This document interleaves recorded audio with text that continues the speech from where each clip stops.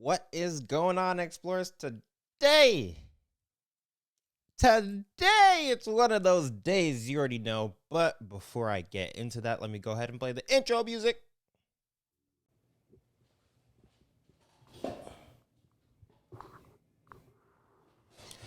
What is up, explorers?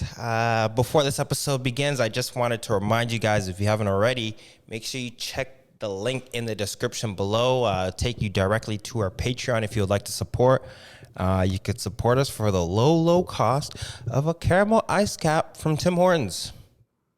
That's it. So if you'd like to support, make sure you go ahead, go to the Patreon link in the description below, and enjoy the episode. Peace. Perhaps your skills do extend a bit farther than basketball.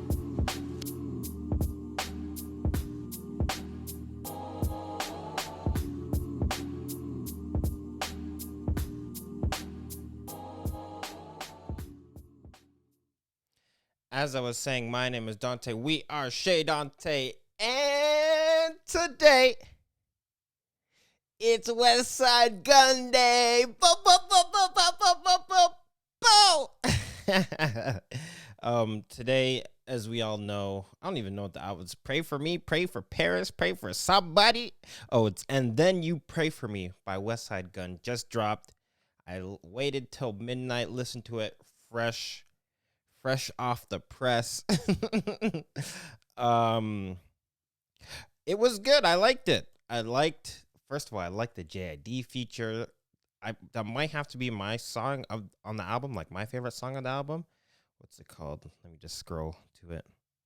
Mama's Prime Time. Ooh. This song was like, this album, it seemed a little bit more trappy than his previous albums, which I don't mind. Like, I like it, but it's not your typical Westsidegunn smooth criminal, smooth, simple repeating beats and all that stuff. But, I think, honestly, if I had to compare it between Drake and Westsidegunn's drops, I'd probably say I was bumping more, like, I was feeling more of the Westside tracks. Like, as a whole, like, there are more songs that made me go like, okay. You know what I'm saying? In comparison, what's going on with my mic? In comparison to the Drake album. And that's just me. Like, I like Drake. Oh, my mic sounds mosh up. What's going on? Testing. 1 2 1 2. Yeah. So I would say, and also, the album is like an hour long. Like I remember I started it at midnight, and then by the time I was done, it was like 1:20 in the morning, 1:15. And I'm like, oh my goodness, man. Like that was a good runtime. And when you're listening to the Drake album, it seemed like a lot of the songs were like a minute and a half, 2 minutes. But this is like a solid album. I really like this. I'm gonna have to listen to it obviously more than once. I've only gone like front to back, like off rip, I guess. But aside from that, really good album. I did like the Drake album too. I would say my song off that one is 8 a.m. in Charlotte. Shout out to Conductor Williams, my brother and them, you know what I'm saying? But yeah, so anyways, that's my album review. I didn't even plan on doing an album review today. I did want to talk about, what did I want to talk about today? First things first. The way I know I'm going all over the place, but divine timing is okay. I gotta be way closer. That's what it is. Divine timing is something that not only just divine timing, but like synchronicities. You know what I mean? Like things have just been lining up so perfectly, and I think it's one of those things that I'm really going to have to put more consciousness into moving forward, like just making a mental note of like, oh, this happened and this happened, you know what I mean? Things have just been really starting to fall into place. The more you believe in it, the more you trust in yourself and your ability, and the more you keep moving forward, I do think, things start to happen for you. So, this is just from my personal experience. Like, things have just been, especially in these fall months, whether it be projects or things I've just been thinking about or working on, they've all started to be like start just falling into place. And it's not until you um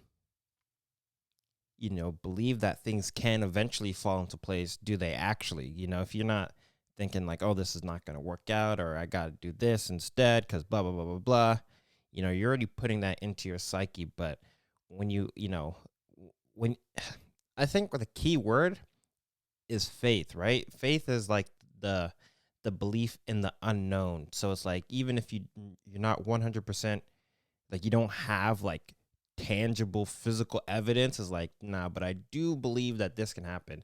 That's one of the main chapters in Think and Grow Rich, is just like the belief, the faith, and all that stuff. Anyways, that's just something for you guys, the explorers, to think about. Like, what are some things that you've been putting your faith in and you've actually been seeing some returns? It's not just, oh, I put it in and then I don't do any work. Like, you got to do work still. And then over time, you water the plants and da da da da da.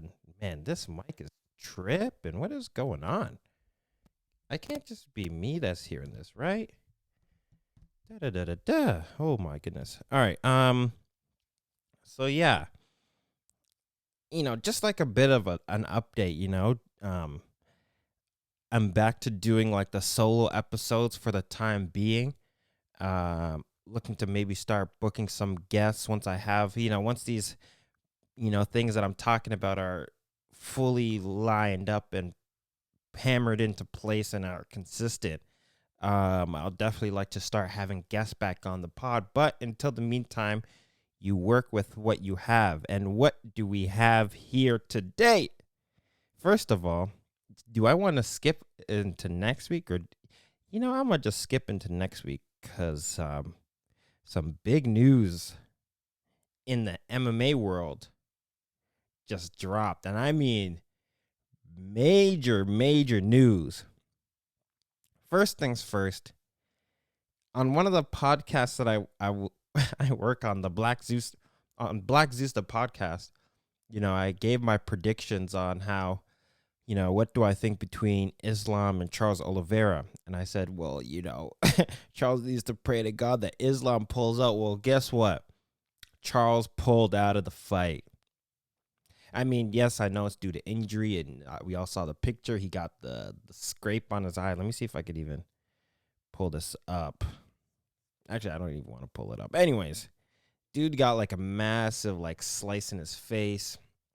It's no bueno, no bueno. And he had to pull out 11 days out before the fight. So we're not going to get to see Islam Charles 2. But there is a silver lining, because we get to see Islam versus Volkanovski 2, which I'm thinking is like a more hyped up fight, just of how the last fight ended. You know what I mean? Like, that's one of those fights where you need a part 2, because they were basically still fighting when the bell rung, and it was a very close decision. They gave it to Islam, unanimous decision, but it was still like a close fight. It was so close. I'm like, it was not a split. Like, anyways, so we got Islam versus Volkanovski 2 for UFC 294. And not only is that the big news, but then there's an even bigger news in terms of weight class, because now we got Mr. Kamaru Usman going up to middleweight to fight Khamzat Chimaev. Paulo Costa pulls out once again, like 10 days out before the fight. Oh, man. Whew. Now I got to do like a whole new breakdown. I'm only going to do... I'll do the main and the co-main. Let me see if there's any other. I mean, it's a very good card. Ooh, okay. Maybe I'll do 3 breakdowns because there is another fight that I want to mention. All right, let's start with on the prelims card. We got Tim Elliott versus Muhammad Makhachev. All right. Off the top, I'm gonna be picking Muhammad Makhachev. Up and coming wrestling phenom. I have my Dagestani bias. So off the top, I'm just gonna go with Muhammad. I do think that Tim Elliott might present some danger in the striking, but we do know that he has a tendency to leave himself open on the ground. Like, just go look at what 𝓁·There, what's his name? Davison Figueiredo. Look at what he did when Tim Elliott goes for a takedown. Figueiredo just locks in the guillotine, like just tight. And I do think that Tim Elliott might do the same thing with Makhachev. Like, he might just try and go for, if he even tries to go for a takedown, because we all know that's not really what you want to do in this situation. I would say try and keep it on the feet. But I do think that Muhammad could get it down, get it done in the first round. Let me see the odds. Because another thing that I thought was interesting before all these changes was when the fight was between Paulo Costa and Khamzat Chimaev, they had Paulo Costa the favorite, and that was like mad sus. I was like, why would you guys have Paulo Costa the favorite? And there goes my light. Why would you guys have Paulo Costa the favorite and Khamzat the big underdog? But now I'm looking at these. Oh, sorry, I'm going all over the place. Excuse me. Okay, so they don't even have the odds for Muhammad Makhachev. But yeah, anyways, let's just keep going. I'm picking Muhammad Makhachev, number 11 to beat number 10. Moving up to Khamzat versus Kamaru. So yeah, they had Paulo Costa the favorite over Khamzat Chimaev. I figured that Khamzat would have had a sure win over Paulo Costa, just because I think Khamzat has better striking and he has better wrestling than Paulo does. So I think he just had most of his bases covered when it comes to that department. But now we have Kamaru Usman versus Khamzat Chimaev. And what's crazy is that now they have Khamzat the favorite over Usman, which kind of makes sense. Usman's going up in weight, so he's going to be fighting a bigger guy. He's coming off the couch, if you know what I mean. Like, he wasn't preparing for a fight or anything like that. So it is another short notice fight. So it does make sense to have Chimaev the favorite. But I do think that Usman is still a better fighter than Costa, if you guys understand what I'm saying. Like, the same reason why I thought Chimaev would beat Costa, I would also think that Usman beats Costa that same way. Now we look at Chimaev versus Usman, and they're kind of similar. They kind of have similar styles. They're able to wrestle. Their striking is very tactical and how do I put it? It's very tactical and linear. You know what I'm saying? Like, there's not too much side to side movement and head movement and da da da da da. It's more like in and out striking. Who do I give the power advantage to? I'm gonna sneeze. Give me 1 second.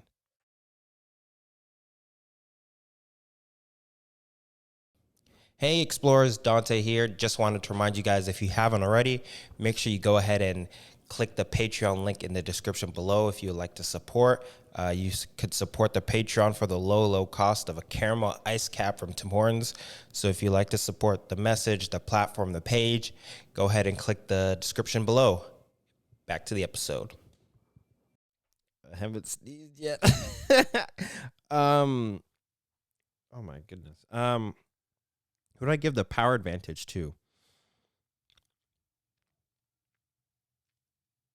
This is a hard one, guys.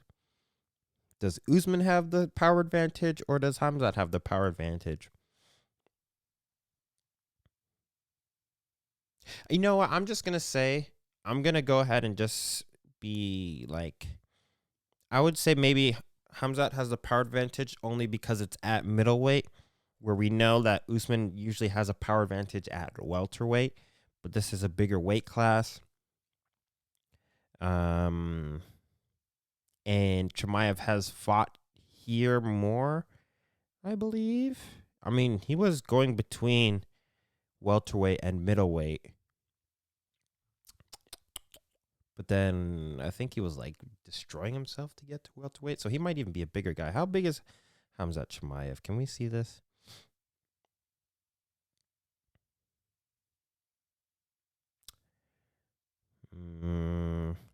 No, tailor the tape. Where I want to see his height, bro. Like, where are the stats on the website, man? Okay, here we go. Bro, 74? 74 what? 74 inches tall? What is this? I don't even know what unit this is in, bro. Can I check? Can I change the units? UFC, come on, man. What units are you measuring? It just says 74. 74 height. What is that? 6'1"? I don't even know, dude. Like, put the units on the website. Okay, so here's one thing that I will say. I do think that Usman, when it comes to the discipline game, right? So if we're gonna say who can stick to the game plan longer and be locked in, I'm gonna give that to Usman. We do know that Khamzat has a tendency to go ham and, you know, use up all his cardio, his energy. He just likes to go hard, but, you know, against someone like Usman that's gonna be locked in for the whole 15, that might not be the best thing to do. And the rest, man, this is such an interesting fight. I did not expect this to be happening, but this is such an interesting fight because they're almost like the same type of fighter. Like, they can wrestle, but then they can also strike pretty clean. Man, they have, okay. In terms of wrestling, I still might have to give it to Chimaev. I would really like to see what happens. Like, I want to see if someone can out wrestle Usman, and Khamzat might be the guy to do that. But my question is he gonna burn himself out trying to wrestle him for 2 rounds, and then the third round he has no more gas, and then, you know, because Usman's disciplined, he might get a straight right hand knockout Masvidal. You know what I'm saying? In the third round, like, that might happen. But if Chimaev's wrestling is just that much better than Usman's, he might be able to get a submission earlier in the fight. Do I make a pick for this one? This one's hard. I didn't even like. This is one of those fights where it's like you never ran the pre-calculations because you didn't really expect it to happen. You know what I'm saying? Like, I mean, it was a possibility. Like, it was definitely a possibility because Chimaev was going between, you know, 170 and 185, but I didn't expect it to happen this quick. So I didn't run no pre-calculations. I would say Usman is a good underdog bet for this fight, and I don't even gamble, but if there's an underdog, and I was saying this because Chimaev was the underdog when he was fighting Costa, which made no sense to me, but Usman would be a good underdog bet. Yeah, I think he's a good underdog bet. If you want to bet on the underdog and Maybe it goes to the later rounds and something happens, or maybe, Usman's wrestling stands up, or maybe his striking is just better than Khamzat's, which I once again, I don't think it is. Like, it might be like, this is such a good fight. I gotta pick Usman, my African brother, and I'm not even African, but yeah, I think I gotta go Usman on this one. Just has a good underdog bet. And I like Khamzat. Like, he's interesting. You know what I mean? He's a good fighter. But there's something about that discipline to where he might gas himself out real early. And that might pose a threat, like, in the later round. If this was a 5-round fight, I would for sure give it to Usman. But, yeah, even in a 3-round fight, like, we saw what happened in the Gilbert Burns fight. Like, I don't think it needed to be as close as it was. You know what I mean? But because Khamzat's so wild and, I kill everybody, he opens himself up, whereas Usman's going to be very disciplined, plodding forward, sticking to the game plan. Yeah, I'm going to go with Usman on this one. Now we go to the revamped main event. Islam Makhachev versus Alexander Volkanovski. Duh. Woo-wee. This should be a good fight. I definitely want to go back and watch the first fight and, do like another breakdown, get some more data, and give an informed decision. But just off top, because of my bias, I got to go Islam on this one. Again, I mean, he won the first fight, a unanimous decision. So I got to give it to him again. And yeah, I think one thing that Islam can maybe do better is not leave so much open space. And obviously that's harder said than done, but against Volkanovski, like, you don't want to be giving him too much space to in and out, side to side, like, so if Islam can, like, keep him up against the cage, keep him up against the cage, clinch work, take him down, just get a submission early on, I do see that as a possibility. If not, if he's just going to stay on the outside, Volk might be BMF if he gets this title. You know what I mean? Like, they just might have to take it off of Gaethje, be like, sorry, you ain't no BMF. Like, it'd be crazy if then he gets the belt and then he fights like Gaethje, like Volkanovski versus Gaethje. Oh my. But yeah, I think if Islam once again can keep it a close fight, clinch work, takedowns, and stay on top, like, don't let Volkanovski get on top like he did before. Don't underestimate Volkanovski either, because I do think that was also a factor in the last fight. I do think Islam might have underestimated Volkanovski, which made it an even closer fight. But now that Islam almost knows what he's going against, I don't think he'll underestimate him again. So, it might even be a better fight, though, because that fight was clean. But yeah, I'm gonna go with Islam on that one. So I got Islam, Usman, and Makhachev. Ooh-wee. Ooh-wee. Banger alert. This is a good card.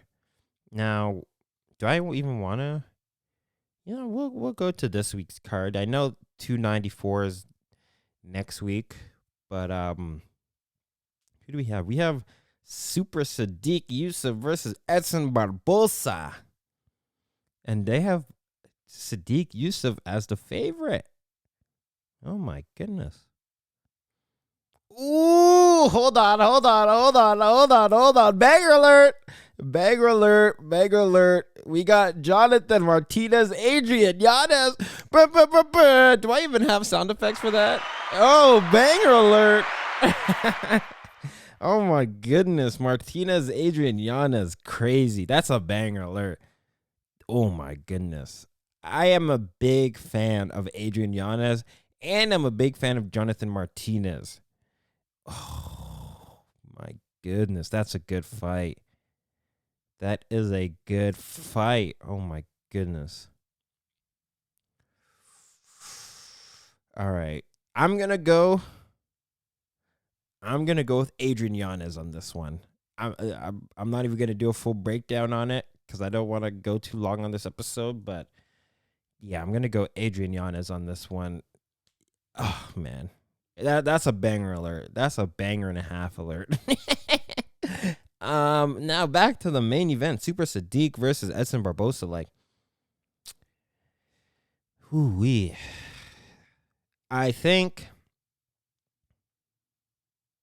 if Super Sadiq can take him down, and I know he's not that much of a wrestler, but if he can take him down, how many takedown? Oh, he only has a 13% takedown accuracy.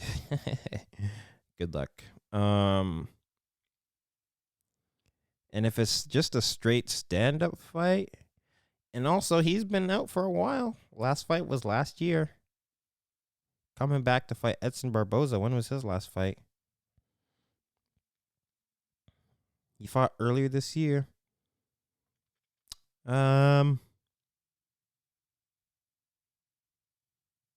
Although, how old is Edson? Edson is getting older now, so he's 37.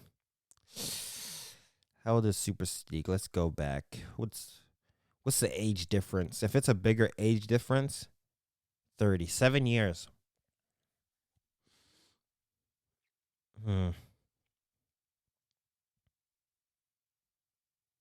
You know, I can see why they have Sadiq the favorite. I might even pick him for this one. And I like Edson, but he's getting older. He's slowing down. He's not as quick as he was before. A lot of people know most of his moves, you know. Like when you're at the top, people they study you. They know your moves. They know your tactics. They know your patterns already. So I think it's going to be difficult for Barboza to just pull off the same stuff he usually pulls off.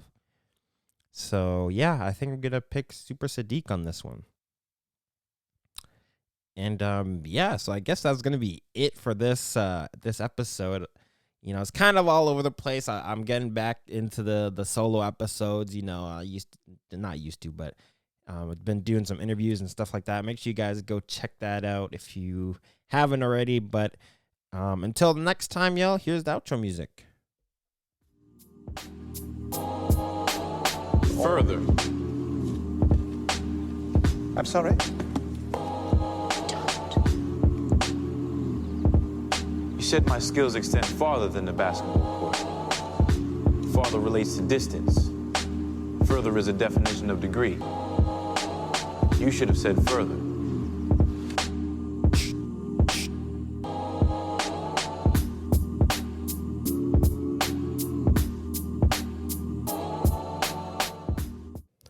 What's up, explorers? Hope you enjoyed the episode. Just a reminder, once again, if you haven't already, go ahead and check the link in the description below to join our Patreon. There you'll find exclusive behind-the-scenes content that's not for the YouTube, just for the Patreon, just for those that want to go that next step further and support the page. So, yeah, go ahead and check it out. And if you guys enjoyed this episode, leave a comment. Let me know what you liked, what you didn't like, what you would like to see, if you have any topics. But you know, topics is for the Patreon members only. So go ahead and check out the Patreon. But anyways, I hope you guys enjoyed that episode. Later. Peace.